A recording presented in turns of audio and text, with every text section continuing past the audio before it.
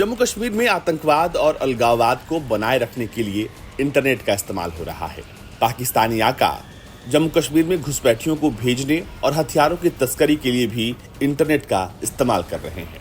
ये खुलासा किया है पुलिस महानिदेशक आर स्वैन ने। आर स्वैन के मुताबिक आतंकवादी अब इंटरनेट का खूब इस्तेमाल कर रहे हैं। पुलिस स्टेशन बागे बहू के साथ cyber police station Jammu zone की इमारत का उद्घाटन करने के बाद उन्होंने कहा कि 75% चुनौतियां इसी से जुड़ी हैं। हो सकता है कि कुछ अधिकारी इसे 60 से 80% के बीच रखेंगे, लेकिन मैं सच्चाई से बहुत दूर नहीं हूं। स्वैन ने कहा कि पाकिस्तान स्थित एक हैंडलर ने अपने स्थानीय एजेंटों के माध्यम से इंटरनेट का उपयोग करके हमले की साजिश रची थी। उन्होंने कहा कि वो योजना बनाते हैं, आतंकियों की घुसपैठ के लिए एक स्थान चुनते हैं और वहां पर हथियार, गोला बारूद और विस्फोटक गिराते हैं। डीजीपी ने कहा कि पहले किसी हमले को अंजाम देने के लिए साजिश बैठक या फिर टेलीफोनिक संपर्क के जरिए तैयार की जाती थी। तब हम संदिग्ध टेलीफोन नंबर को ट्रैक और मॉनिटर करते थे, लेकिन अब ये खत्म हो गया है। अब आ गया है इंटरनेट। सुनिए जम्मू कश्मीर के डीजीपी आर स्वैन ने इंटरनेट को लेकर क्या क्या कहा है। एक्चुअली देखा जाए तो साइबर माने खाली एक ट्रेडिशनल सेंस में जैसे दो किस्म की अभी ज़्यादातर क्राइम हम देखते हैं। फ्रॉड यानी कि आपके पैसे ले जाते हैं, इज़ दैट करेक्ट, है ना। ठगी की मुख्तलिफ किस्म की मोडस ऑपरेंडी और फॉर्मेट्स में आप इंटरनेट पे होते हैं और आपको किसी ने एंगेज करता है, धोखा देता है, या फिर किसी स्टेज पे एक्सटर्शन पे आ जाता है और आपका पैसा चला जाता है। दूसरा हो गया कि वही उसी की एक और जहाँ पे आप एंगेज करते हैं किसी को और वो उसका फ़ायदा लेके और किस्म की तरीके से, पर एंड रिजल्ट उसकी कई बार पैसा होता है, ज़्यादातर पैसा होता है।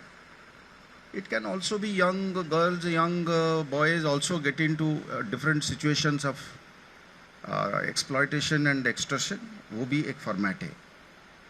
मैं कहता हूँ कि आज के दिन में पुलिस के सीनियर सर्कल्स में, खाली जम्मू कश्मीर नहीं पूरे देश में, और ख़ासकर मैं जम्मू कश्मीर के लिए कहूँगा कि हमारी टेररिज्म और सेपरेटिज्म की चैलेंज भी इंटरनेट के साथ, मैं तो कहूँगा कि 75% जुड़ा हुआ है। अब ये परसेंटेज बहस हो सकती है, मेरे साथी अफसर कहेंगे नहीं वो 85% है, 65% है, पर internet is becoming the medium of sustaining terrorism and separatism in Jammu and Kashmir. अगर ये मैं स्टेटमेंट देता हूँ, मैं सच्चाई से बहुत ज़्यादा दूर बिल्कुल नहीं हूँ।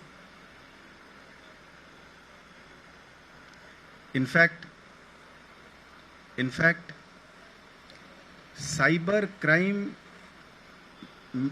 is broad in its context and it can actually go and touch all other conventional crimes. एक मर्डर भी एक साइबर क्राइम हो सकता है अगर करने वाला और कंस्पिरेटर्स और को अक्यूज्ड और साथी इंटरनेट की इस्तेमाल किया हो, प्लानिंग करने के लिए, एग्जीक्यूट करने के लिए, सामान लाने के लिए, एस्केप डिज़ाइन करने के लिए। Strictly speaking, if internet has been used to commit a crime, whether it is a financial fraud or any other kind, I think you can invoke IT Act. Is that correct? Broadly speaking. आज के दिन में cyber crime के traditional conventional definition में हम जरूर रखते हैं। जिस तरीके की बातें हमने कही या जिस तरीके की बातें एसपी साहब ने, कामेश्वर साहब ने लिस्टिंग करी, लोगों ने अपनी बयान करा। जब मैं जो ओरिजिनल स्टेटमेंट दिया कि जम्मू कश्मीर में टेररिज्म और सेपरेटिज्म साइबर के बुनियाद पर कायम है, मैं एक बात ये कहने के लिए कोशिश करी कि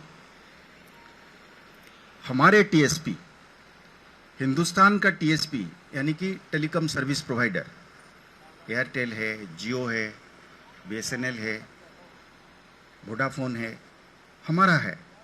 हमने उनको लाइसेंस दिया है, उन्होंने तार बिछाई है, उन्होंने टावरें लगाई हुई है, उस पर माउंट होकर ऐसे सर्विसेज और ऐसे प्लेटफॉर्म्स आ चुके हैं। व्हाट्सएप है, टेलीग्राम है, बाहर का कंपनी है, अमेरिकन कंपनी है, उन्होंने हमारे टेलीकॉम की जो नेशनल सोवरेंटी है